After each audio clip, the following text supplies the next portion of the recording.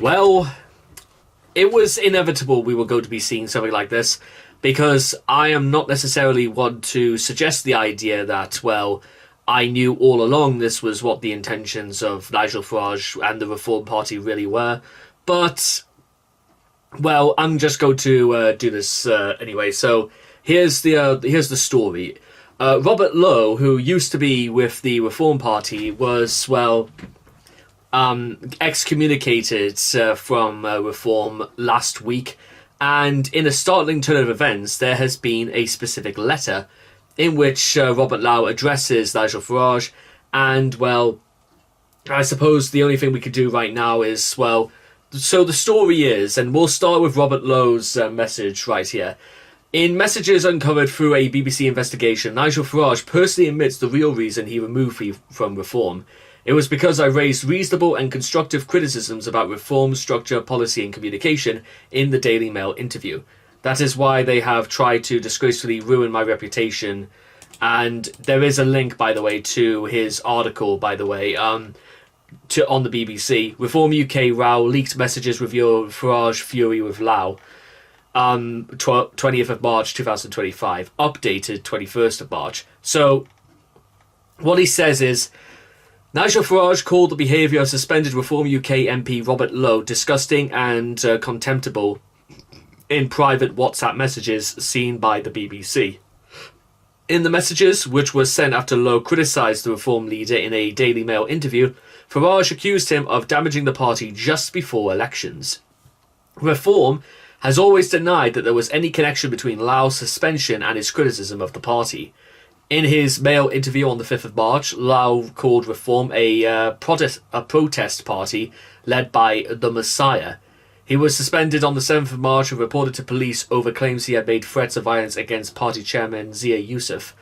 Reform said it also received allegations of bullying in Lowe's MP offices. Lowe strongly denies all the allegations. He has since accused Farage of a malicious witch hunt and being motivated to remove me because I dare to ask questions. Responding to the latest development on social media, Lowe said, "These messages unquestionably prove that Reform leadership has zero integrity. Nigel Farage must never become Prime Minister." Farage told the BBC, the suspension was to protect the party. Simple. The newspaper attack on Reform UK is separate, but dreadful. He has previously insisted the party was duty-bound to look into any allegations of wrongdoing. Reform's deputy leader, Richard Tice, previously told the BBC there was absolutely no truth in claims of a link between the decision to suspend Lowe and the allegations being made public. But a series of messages between Farage and someone who has worked for Lowe in recent years reveals Farage's personal anger with Lowe about his comments to the Daily Mail. In one message, Farage says Lowe is contemptible when asked by the activist, who is not currently a party member, why Reform had not allowed a lawyer to complete an investigation before suspending him. Farage said, "Because he is damaging the party just before elections. Disgusting." When it was suggested the investigation into Lowe was a response to his criticism of the leadership, Farage replied on WhatsApp, "We are definitely damaged and within 2 weeks of nominations, awful." Farage went on to say the Mail interview was a side issue and that the party had to investigate the claims against Lowe. But the messages reveal a level of animosity between the suspended MP and his team and the Reform UK leadership, alongside the claims about his behaviour, which Lowe vehemently denies. The BBC source is themselves the subject of an allegation of bullying, which they strenuously deny. Source, what on earth wouldn't they let the KC finish her investigation? She is horrified. I'm pleading with you. This is blank madness. Farage, because he is damaging the party just before elections. Disgusting. Right, so it's not about the investigation. Of course it is. So why not let it finish before going public? Farage, but beyond that, he is contemptible. Thousands of people working hard for May the 1st. The KC inquiry was the right thing to do, no question. Reputation of the party must be protected. The BBC has spoken to several members of Rupert Lowe's team. Among them are people who have worked alongside Nigel Farage for years and admired him. But many now are deeply critical. One said, Nigel is thin-skinned and egotistical. I have spent years defending him, but the aura has gone from me now. Reporting Rupert to the police? Come on, they're trying to put him in prison. The staff member went on to claim that the root of all this whole row was Elon Musk's praise for Lowe on X, saying, Nigel is very sensitive about his American contacts. Another staffer said, it is absolutely terrible the party going to the police. You never find someone more kind and considerate than Rupert. If you don't have policies as a party, you're a joke, and that is what Rupert was pointing out. The BBC has also seen evidence of lengthy and detailed exchanges between Lowe's officers and Parliament's Human Resources team over the alleged conduct and subsequent departures of 2 members of staff. Obviously, you just think the Mail piece was damaging, and that is just a response to that. I think you should have the courage to admit it. Farage, we are certainly damaged, and within 2 weeks of nominations, awful. So this is why you did it? It's insane. No, that's a side issue, but in 30 years I have never seen worse. Disgusting. Lowe has long insisted that he and his staff diligently followed the due process Parliament requires of them, and there was no need for the party or a senior lawyer hired by the party to get involved. Reform UK has expanded rapidly, now boasting more than 200,000 members and regularly topping or coming second in the national opinion polls. But Nigel Farage has publicly acknowledged that infighting has damaged the party's chances of progress. Rupert Lowe told the BBC, Farage has admitted himself in writing that the motivation behind my removal was the Daily Mail interview, in which I raised reasonable and constructive questions of reform structure, policy and communication, following months of pushing for change behind the scenes. That interview is why they designed and launched their horrific smear campaign against my name. It is evil behaviour. Nigel Farage must never be Prime Minister. All I have done is tell the truth, and I will continue to do so. In the WhatsApp exchanges, Farage is asked whether the row could have been better handled. He says that given the allegations of bullying, in the current world we have to take this seriously and to be seen to take this seriously. And before we get to the end of this, and whilst those are some very damning criticisms in of themselves, I mean, nothing could say more damning than saying your leader, your party leader, should never become Prime Minister. That's I would, well, considering, basically the med has hit the fan, I think it's fine we completely top all of this off by the letter that Rupert Lowe wrote to Nigel Farage. These messages from Farage himself, uncovered through a BBC investigation, prove that he kicked me out of the party and launched this malicious witch hunt because I dared to ask reasonable questions of reform and its leadership.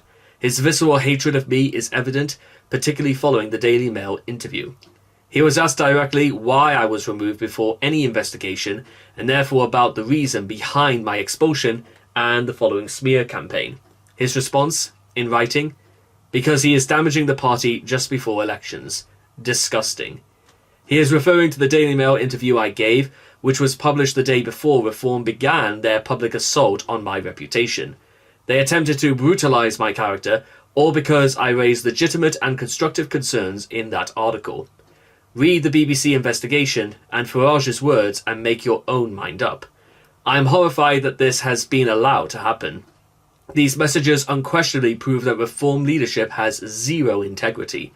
I have no faith that their investigation is being conducted in a fair manner. Just read this timeline.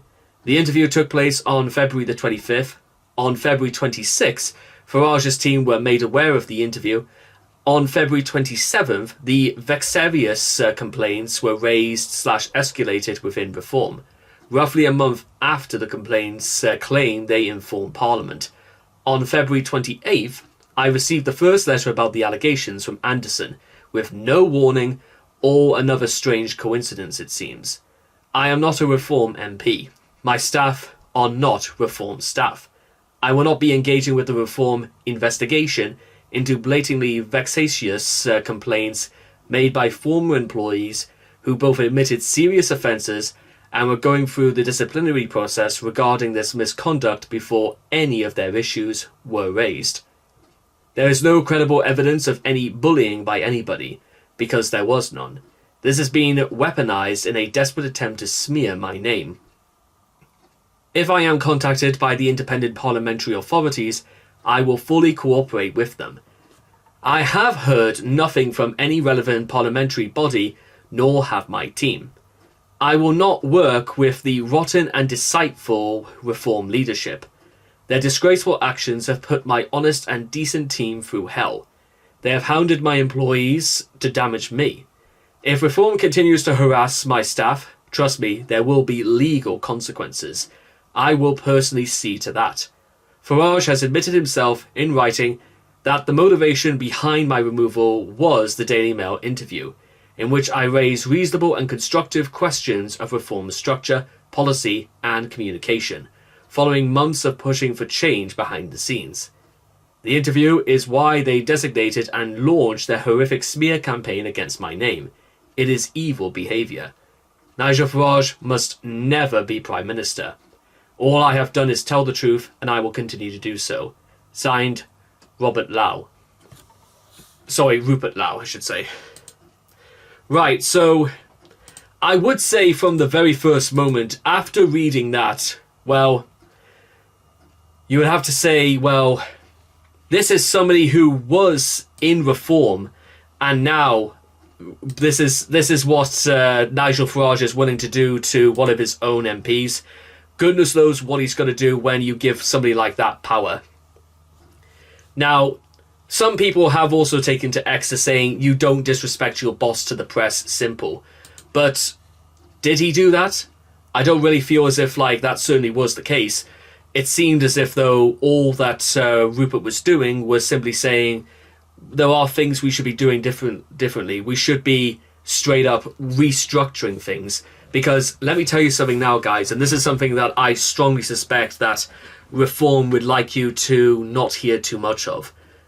Harassment is not the same as criticism. Criticism is when you actually challenge convention intellectually by arguments, by a system of behavior that when you bring something to the light that doesn't make sense, you challenge it, you question it, you try and convince people why there are serious things that need to be addressed, and we see where it goes from there. Harassment is when you target somebody, or when you target a system, and you feel as if the only way you're going to garner a response is if you use specific jargon that is not meant to be designed to be constructive.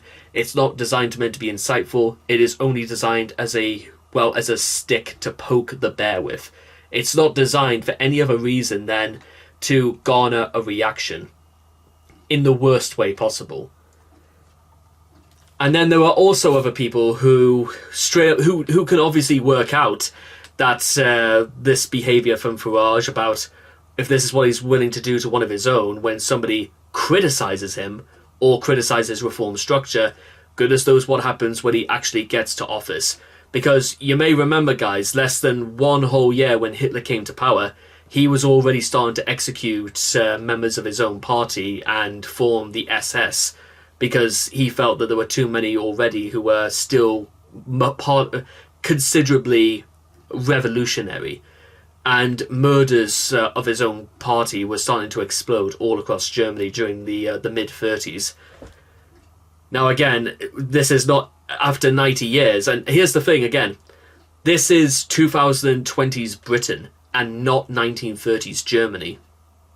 And as I've said before, Reform certainly does tend to have a little bit of the spirit of the Gestapo about it, but not much of their foresight to know that this is not 1930s Germany. You know what? You can't just you can't go around saying that, well, we'll just cut somebody's nuts off because they've got an issue with us. But what about they boast frequently about having more than 200,000 members, but what about the millions of others who are not members of the Reform Party? What about the ones that Nigel Farage cannot go on the offensive about? What about the ones who, like me, will continue to criticise Reform and will hold up their policies to the light?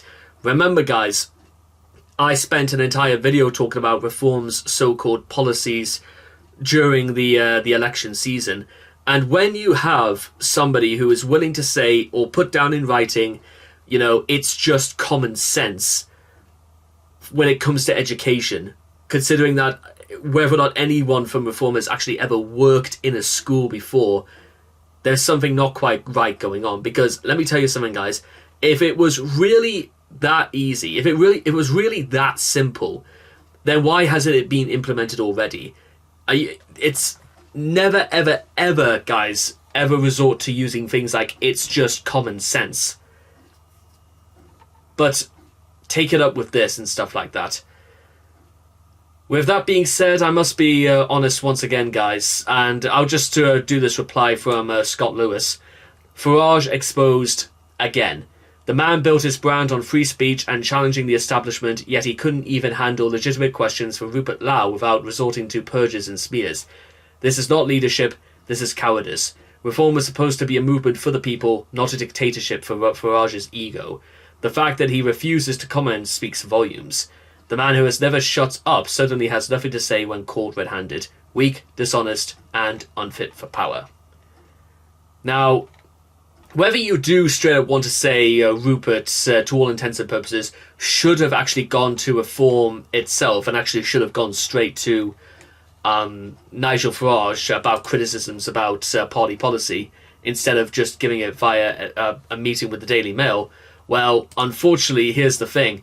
By the time Farage is... Well, again, because of the same reasons I mentioned before, because I did an entire video talking about Farage's policies, and they raise serious causes for concern. Plus, there was a great deal of things that they did not concern themselves with mentioning, like what's to be done, for things like engineering, civil engineering, transport, environmental policies.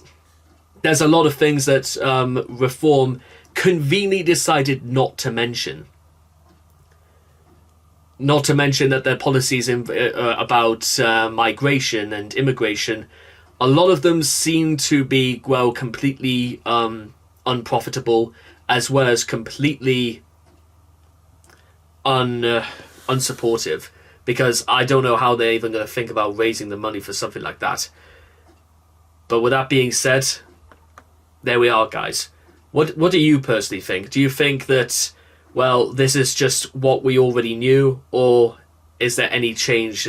Are we surprised, or is this where, the merd hits the fan twice as hard and everything starts crumbling down? Even Richard Tice apparently said last week that Reform have absolutely blown it. And this was before all of this came to light. Interesting.